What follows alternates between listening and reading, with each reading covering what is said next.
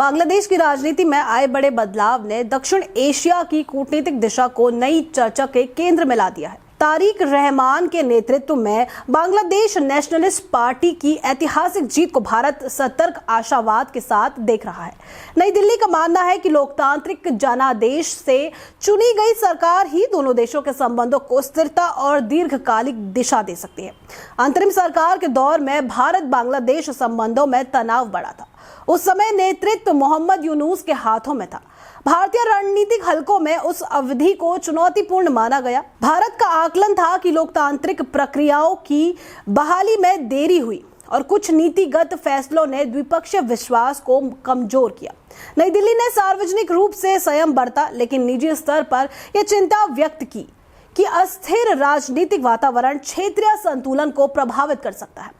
भारत की नीति स्पष्ट रही है, जनादेश से बनी निर्वाचित सरकार ही दीर्घकालिक स्थिरता का आधार है। भारत और बांग्लादेश के संबंध केवल पड़ोसी देशों तक सीमित नहीं है, वे 1971 में ऐतिहासिक सहयोग, सांस्कृतिक जुड़ाव, साझा सीमाओं और आर्थिक हितों से गहराई से जुड़े हैं। इसीलिए नई दिल्ली के लिए यह चुनाव परिणाम केवल राजनीतिक परिवर्तन नहीं, बल्कि संभावित कूटनीतिक पुनर्संतुलन का संकेत है। अंतिम दौर में भारत के लिए एक संवेदनशील मुद्दा बांग्लादेश में हिंदू अल्पसंख्यकों के खिलाफ हिंसा और उत्पीड़न की घटनाएं थी। अधिकारियों का मानना था कि इन मामलों में पर्याप्त कार्रवाई का अभाव विश्वास में कमी का कारण बना।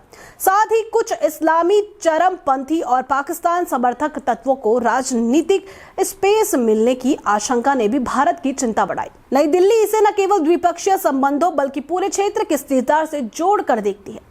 अब निगाहें तारिक रहमान पर है। भारतीय अधिकारी उन्हें लेकर सतर्क आशावादी रुख अपना रहे हैं। अतीत में बीएनपी सरकारों के साथ मतभेदों को स्वीकार करते हुए भी नई दिल्ली को उम्मीद है कि रहमान आर्थिक वास्तविकताओं और क्षेत्रीय स्थिरता को प्राथमिकता देते हुए अधिक व्यवहारिक कूटनीतिक दृष्टिकोण अपनाएंगे। बांग्लादेश की अर्थव्यवस्था को स्थिरता, निवेश और व्यापार के विस्तार की आवश्यकता है और इन्हीं लक्ष्यों में भारत एक महत्वपूर्ण साझेदार हो सकता है। प्रधानमंत्री नरेंद्र मोदी ने तारिक रहमान को उनकी जीत पर बधाई दी और दोनों देशों के बीच शांति, प्रगति और समृद्धि के प्रति भारत की प्रतिबद्धता दोहराई।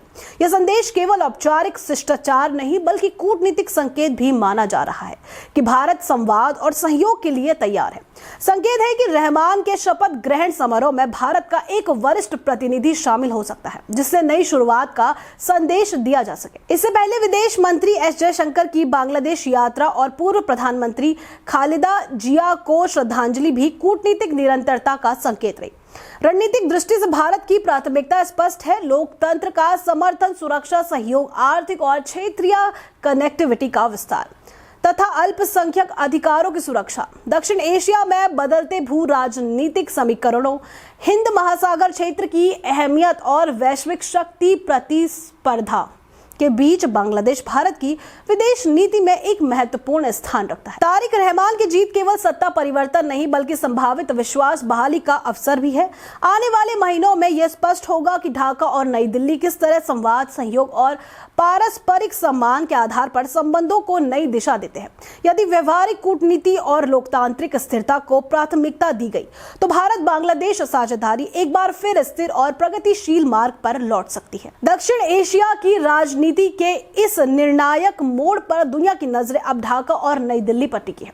क्या यह बदलाव स्थायी शांति और समृद्धि की नींव बनेगा या फिर क्षेत्रीय समीकरणों की जटिलताएं नई चुनौतियां खड़ी करेगी? समय ही इसका जवाब देगा। तो ऐसी ही और जानकारी के लिए बने रहिए हमारे साथ।